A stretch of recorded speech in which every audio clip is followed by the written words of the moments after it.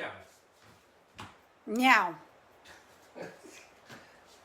Shock. Could you imagine if NASA, that was their countdown?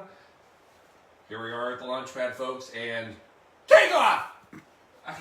Where's my 10, 9, 8? Doesn't matter. Here we are, season 2, episode 9. Folks, it's a fun one tonight. I know, I say it all the time, but you know what? It is fun. Because it's a Sunday. We're going to get you through the week. I don't know what you've been doing all day, but I've been prepping hardcore all day for this. And it's going to be a good one. We're going elderflower. All right? I know. Nod to the school. It's elder. That's not what it's about, though. This is elderflower. This is the Alps. It's all sorts of crazy stuff. And if you're wondering what it's all about, well, you're going to have to join me in here. Because we're heading into the Blue Monkey Quarantine now. Yeah, there's probably some gin. Yeah, there probably is. By the way, Paul, do you know it's National Bourbon Day? Of course I know it's National Bourbon Day, but I don't roll like that. I just did bourbon. I can't do bourbon back to back. For God's sakes, it's gin day. And we're going to the Blue Monkey Quarantina. We're ready for some monkey business. Now, the question is, do we have a guest? Yes! We do! Michael Smith! Hey, everybody. Only been on every episode. Boom! Cheers! Boom, boom. I'm not going to say there's been pre-gaming, but how many bars have you got to visit? Well, not bars. We've been to Finley. No, I don't remember. Point is, we've been out. And we've been working hard. And we've all contributed the 8 minutes of information we're going to be able to give tonight for the historical facts. Pause. That is a true statement. All right, here we are. So, the drink tonight, Elderflower Martini. Now, star of the show tonight, Saint Germain. Now, if you've ever seen this bottle, and it's around, everybody looks at it, and it's lovely, right? And the story behind it, we're talking about elderflowers, springtime, going to the Alps. I mean, this is a very, very, very tough liquor to produce. And the history behind it, oh, get ready for this. The story is as old as time, much like our friendship, also known as about 2007. Yes. Is that about right? That's about right. So, yeah, so here's the funny thing about this. Everybody sees this bottle, and I mean, it looks old, right? Yeah. I mean, and I've seen it out there. I've thought this has been around forever. No. 2007, all right? Robert Cooper. So Robert Cooper, he comes from a whole family, similar to me. He and I have a lot of things in common. So he comes from a family of alcoholics. Wait, no. His family sells alcohol. That's the difference. I have a family of alcoholics. He actually comes from a family that sells spirits. That's a lot better way. Oh, there they are. Oh, now we're ready. So anyway, he has discovered elderflower syrup, which is huge in Europe. Now this has been around for centuries, so don't think like somebody's like, holy cow, here's an elderflower, we should put it in a drink. No, it's been over in Europe for years. But what he wanted to do is he wanted to actually put it and make it a liqueur. Here's a problem. There's two ways to typically take some sort of fruity flower or anything and put it in alcohol. You can macerate it, right? The problem is that the elderflower, as soon as you pick it, immediately it almost loses all of its flavor and fragrance and all that. So that didn't work. The other way you can do is macerate it. I just said that. That's not what I meant. You can press it. You can put it in a press and squeeze out all the flavor. The problem is when you do that with the elderflower, because of the stem and all this everything, it gets real bitter. So he discovered a whole other way to do it. Long story short, 2007, he creates this. How good is it? This stuff is so good, it is now basically called bartender's ketchup. You pour it in, and it's like ketchup. It goes good on everything. And that's really what they do. They throw it in every goddamn gosh darn thing out there. I hate ketchup. Easy, Paul. What have you been drinking all day? So anyway, bartender's ketchup, any drink you've already made, add a little bit of this, it's delicious. But tonight, we're going with a martini. Why is it a martini? Well, this is interesting. Martini, by definition, is vodka or gin, and then vermouth. All right, so tonight we got vodka and gin. We're mixing them both, and then we're going to add this. So this is taking our place of vermouth. Now, what's interesting is this is very similar to vermouth, because vermouth, as you remember from last episode, if you paid attention, vermouth is a what? Fortified wine. This is basically a fortified wine as well. Meaning, most importantly, this doesn't stay good forever. It's got a shelf life of about 6 months. So once you crack her open, you got 6 months to get rid of it. If not, it's going to turn to vinegar. So drink it up, folks. Public service announcement. When you get a bottle of alcohol, just drink it. For God's sakes, drink it. They make more. All right, back to the show.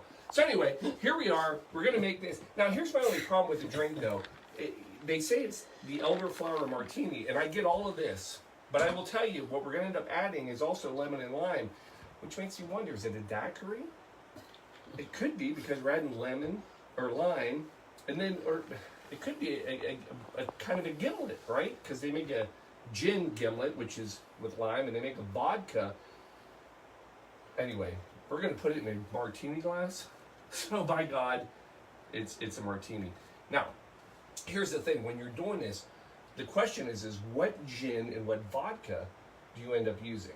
And a lot of people, they don't realize that there's a lot of different gins and, hold on, folks. All right, let me see if I've got, I think I got my, you know what? This is embarrassing. I thought I had. What are you missing? I'm missing my pocket guide. For what? Vodka and gin. Did you? Oh my God, I got mine. Did you? Yeah. Did you bring yours? Oh my God! Can I borrow it for the show? I'll give it back. I- Oh well, there it is, folks. Look at that. I don't go anywhere without it. There. See, this is why we have people on the show, because boom, there it is, the official pocket guide of gin. Scoot back. Yes, I can't get you there. You Closer? Go. No, I Further can't. away. Yes, back. There you go. All right, I so- have to scoot out of the bar to get you in the frame. All right, so when you're looking at gin, folks, first of all, the most common gin, London Dry, made in England originally, but it's everywhere at this point. All right, what makes gin? Juniper, citrus, no artificial flavors, spices. They add all sorts of things, but that's your main thing. How's it made? Typically, it's a second distillation, and that's when they add the botanicals. But there's also Plymouth gin. Now, Plymouth gin, as you can imagine, this is made in Plymouth, England. Now, there's only one Plymouth gin, and it's still made today. Oldest distillery in the United Kingdom. It's drier, a lot more citrus, spicier. How do they make it?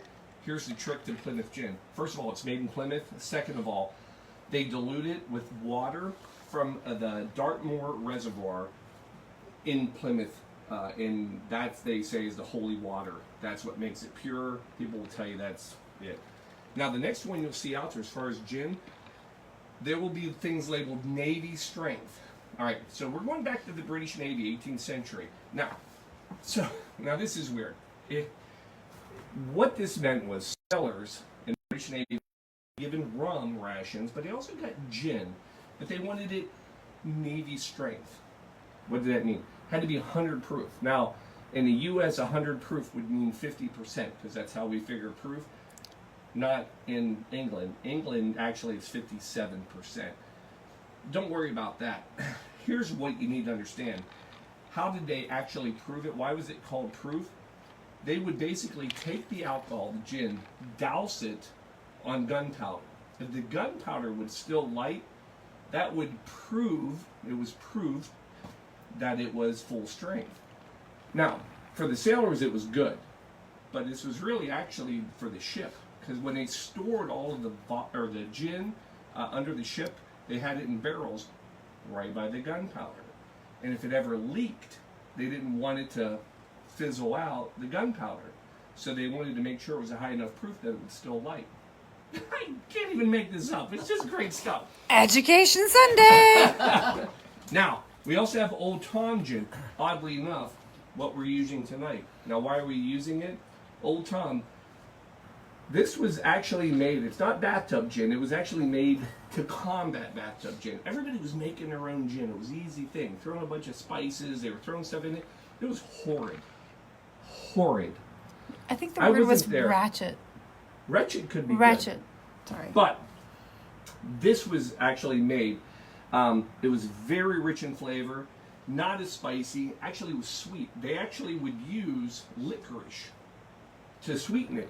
It does not taste like licorice at all. Even current, they still use licorice, but that's how they made it.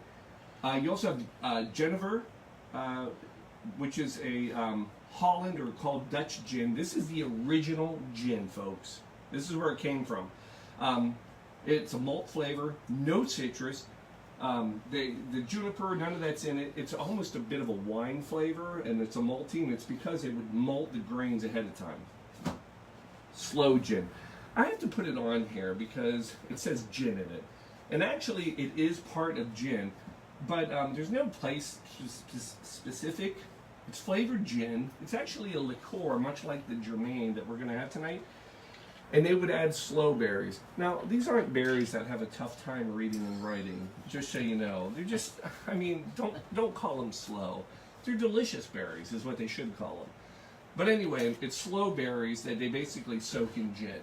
And now the problem with it is that's the original way. Problem today, a lot of times they will actually use vodka as the base. Speaking of vodka, now, funny thing, folks, vodka is probably the #1 alcohol purchased and consumed across the world. But here's the funny thing. There are only 3 types of vodka out there. I mean, look at this. You have whiskey all over the place. You got tequila all over the place. Pretty sure we did a rum all over the place. Gin, crazy stuff. And then there's vodka. 3 vodkas. That's it. It's boring. Matter of fact, the first one, it's plain vodka. Come on, vodka, you can do better than this. It's anywhere. Now, historically, it was from the vodka belt, which is Russia and Poland.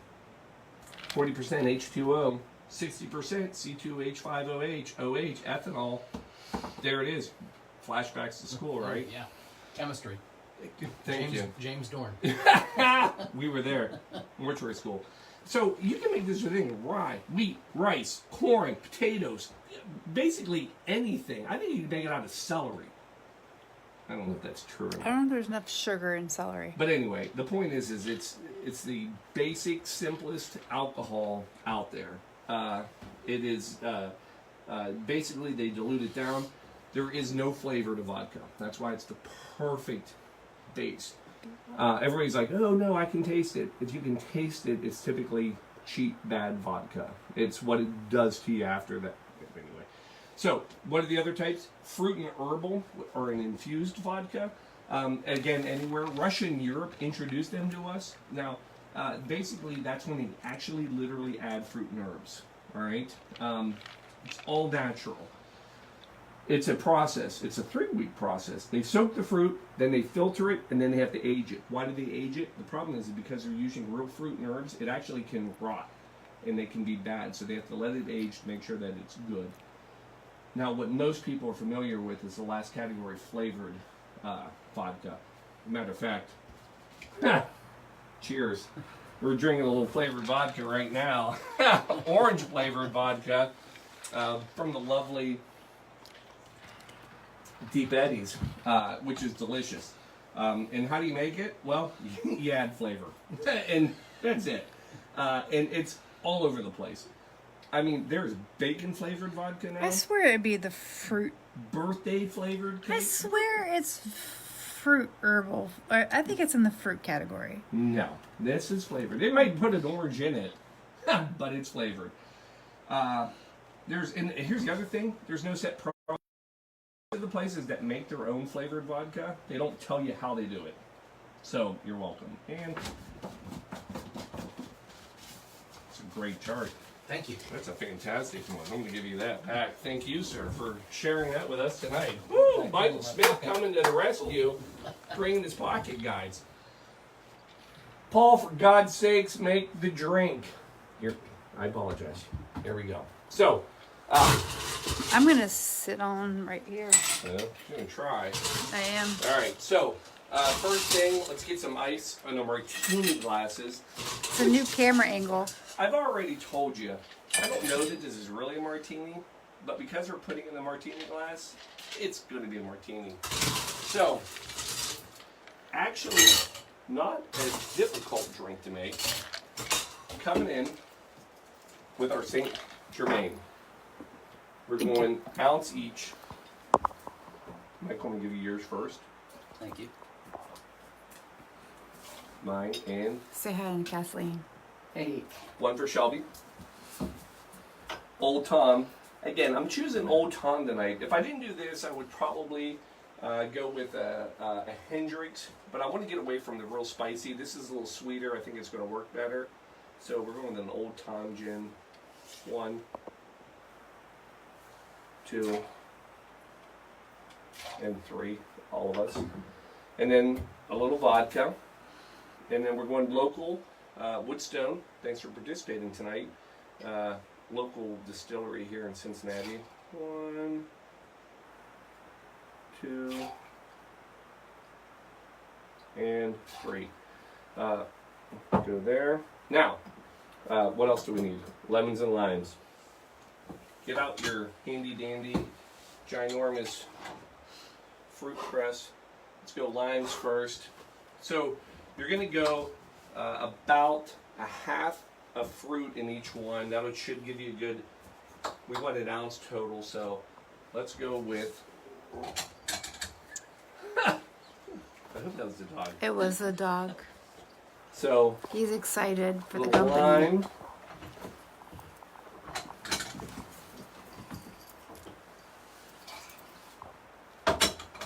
So as of today, because of all of the people that have ordered these juicers from China, thanks to me, we have now put through college 485 Chinese children. So give yourself a round of applause, folks, because well done. I mean, you should be proud of yourself. Fantastic stuff we're doing right here. You know, it's all about the kids. Going with the lemon, same thing. We'll do 3.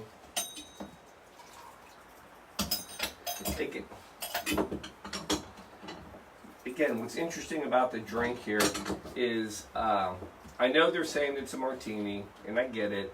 The whole, replacing the vermouth with the the Saint Germain elderflower, but it's almost a daiquiri. It's going to be delicious. I'm not even worried about that. But So, now, is last that thing, is that a riff then? is it a riff? Great question. Could be. I mean, yeah. It's a merging of 2 cocktails. It though. is. And by the way, the other thing, and I can't believe, I understand when a cocktail from 1890 doesn't have emergency, but a cocktail from 2007, folks, where are you? Emergency. We've been around a long time, and it should be in every cocktail. So we're going to see what this does, and emergency, not sponsoring us yet again. Emergency. So give it a little sprinkle in there. Oh, fresh pack. It's like opening a new shirt. It's unreal. It's just great. And so that's it, folks. That's the whole drink. Give it a shake. That's it. No, you gotta shake it. By the way, shake or stir, Paul. Well, anytime you put citrus in a drink, you should shake it. If it's all alcohol, you stir it. Ah, that's an interesting earmark. Yeah, I'm full of it. You've not said that before. I've thought about it before. No, you've not shared it with the masses. I don't need to share everything with everybody. You do though on the Quarantine Cocktail Show. All right, there it is. And then we're coming into our glass. Get rid of the ice. We're almost out, so I'm going to put it back in the bucket in case we have other alcohol in there, which we probably will. And then we're coming in right here.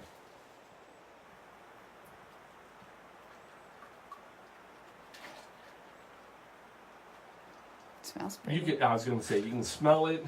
The elderflower It's actually, it's not pungent, but it's strong. I mean, you can absolutely smell the elderflower in the air.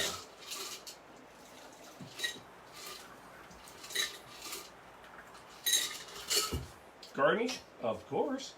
Now, here's what I'm thinking we're going to do tonight. We're going to get a little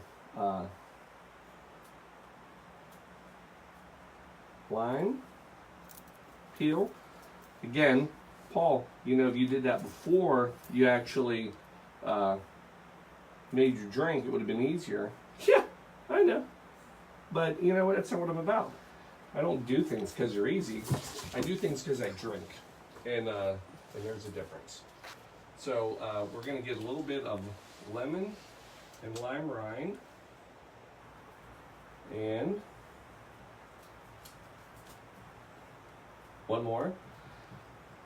You know, thank God we only have Michael here. If I had to do a fourth one, it could run into the second hour of the show.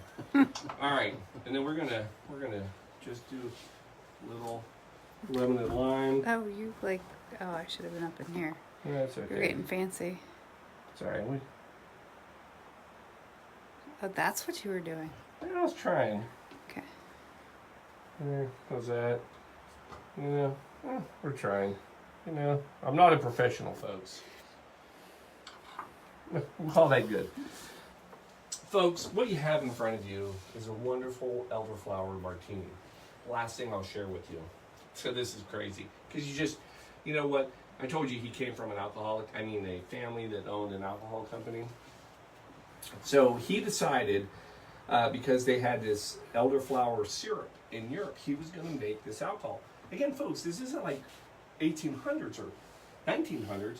This is like in 2000. And he decides he wants to make this, and his family's in alcohol. You know what his dad told him? His dad told him this: go do it, and when you fail, I'll hire you back next year. That's what his dad said. So the guy basically quits the family company, goes out, does it, huge hit. Bacardi buys the company, and he makes more money than he ever thought he'd make in a lifetime. Now, there's a sad note. Robert Cooper actually died, though, just a couple years ago. 39 years old. After he did all this, too much. I figured he reached ecstasy and said, I'm done. That's what I wanted to do. Let's see how his drink is. Oh, it's good. You know, I know, it's good, though. And here's what's funny.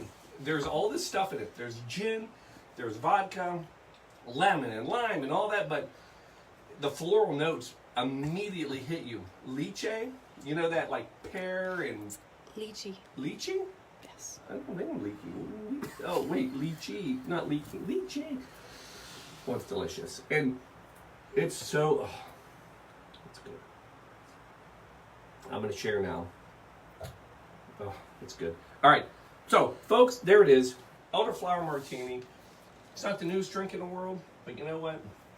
Everything doesn't have to have 1,000 years of history. We don't have 1,000 years of history. It's not the oldest drink in the world. What did I say? The newest. Stupid drinking. You know what? From now on, I'm not going to pregame. Yes, I am. All right. You know what I meant.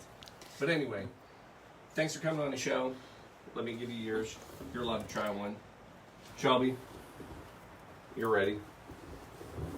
Oh, Give it a yay. try. Oh, I get in there. Bring it in. Fantastic. So what you think? Oh, Attaboy. Do you taste it, though? oh yeah. I mean, all right. Folks, another one. We're here. If you want to come and visit, please do. We are always welcome. We got the booth. How's the booth, by the way? Oh, Is that the most comfortable spot on the planet? I mean, look at this. lovely booth. Here, I'm going to finish the show over here. Oh, okay. No, stay right there. Right there. Yeah, look at this. Look So, at that. for another night, we're here. Yeah. Oh, A little something for the kids. It's all about the kids, folks. That's all about the kids. Thank you, my friend. Cheers again. And everybody out there, love you. If you want to come on a show, we're here. We're not moving the Blue Monkey Quarantine to you, so you come to us. And on that, cheers and good night. Love you. Happy Sunday, everybody.